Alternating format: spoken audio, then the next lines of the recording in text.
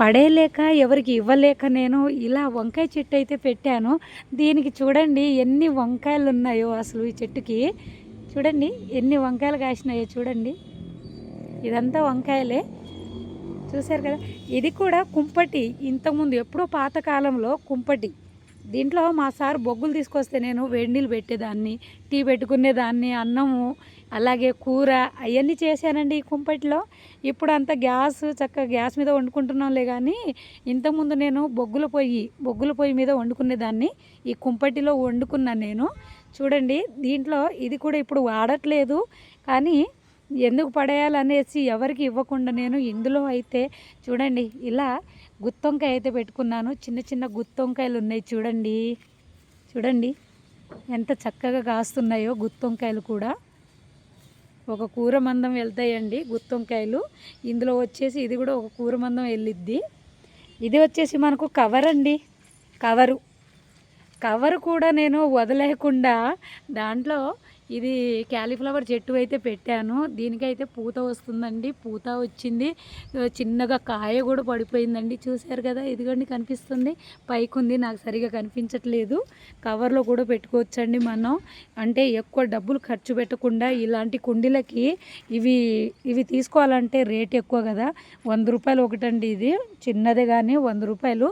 అలా డబ్బులు వేస్ట్ చేయకుండా మనం ఇలాంటి కవర్లో కానీ, ఇట్లాంటి పాడైపోయిన గిన్నెలో కానీ, ఇలా కుంపటిలో, ఇలాంటి డబ్బాల్లో, పాడైపోయిన బకెట్లో అలా మనం పెట్టుకోవచ్చండి. చక్కగా మనకు అవి కాయలైతే ఇస్తాయండి.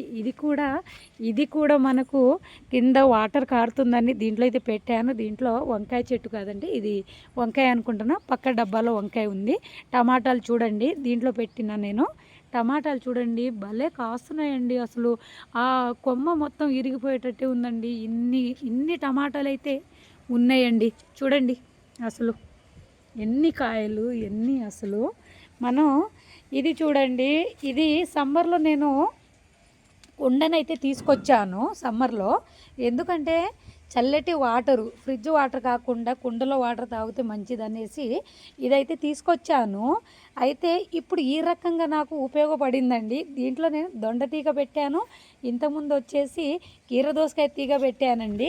ఇప్పుడు కీరదోసకాయ తీగనైతే తీసేసాను, దొండతీగ అయితే పాక్కుంటూ పోతుంది పైకి. చూడండి ఇది కూడా మనకు ఉపయోగపడుతుంది.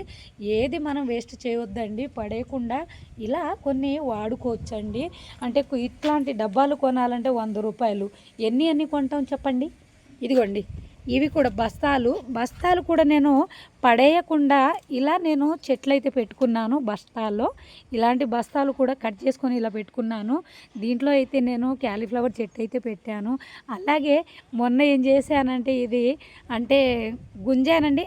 నరసింహారావు చెప్పు, టమాటా చెట్టా ఎలా పెడతావు, ఎక్కడ పెడతావు మరి అది? చూడు అసలు, చూడండి ఇక్కడ టమాటాలు చూడండి ఎన్ని ఉన్నాయో. అసలు చెట్టు మొత్తం కొమ్మ మొత్తం కింద పడిపోయిందండి. ఇది ఎక్కడ పెట్టాలో అర్థం కావట్లేదు. ఇది నేను పట్టుకుంటానులే, కానీ నువ్వు చిన్నగా తీసుకొచ్చే గోడ పైన పెడదాం, సరేనా? నేను కొమ్మలు పట్టుకుంటా. ఇదా ఎక్కడ లేదా, ప్లేస్ లేదా, అక్కడ లేదా, అటు లేదా, అవి ఒకటి పెట్టేద్దాం పట్టు. నేను కొమ్మలు పట్టుకుంటా పట్టు. చూడండి టమాటాలు 2 కేజీల వరకు ఉంటాయండి టమాటాలు. దీన్ని ఇద్దరు పట్టుకోవాలండి, లేదంటే కొమ్మ ఇరిగేటట్టుంది. చూడండి ఎన్ని కాయలు ఉన్నాయో అసలు. టమాటాలు అయితే ఫుల్లుగా కాస్తున్నాయండి, వంకాయలు, టమాటాలు. ఇలా మేము చిన్నగా పైన అయితే పెడుతున్నాము. చూడండి ఫ్రెండ్స్. అయ్యయ్యో ఎలా, దేనిపైన? దానిపైన పెట్టేది జాగ్రత్తగా. చూడండి ఫ్రెండ్స్ ఎన్ని కాయలు ఉన్నాయో చూడండి టమాటాలు. ఇవే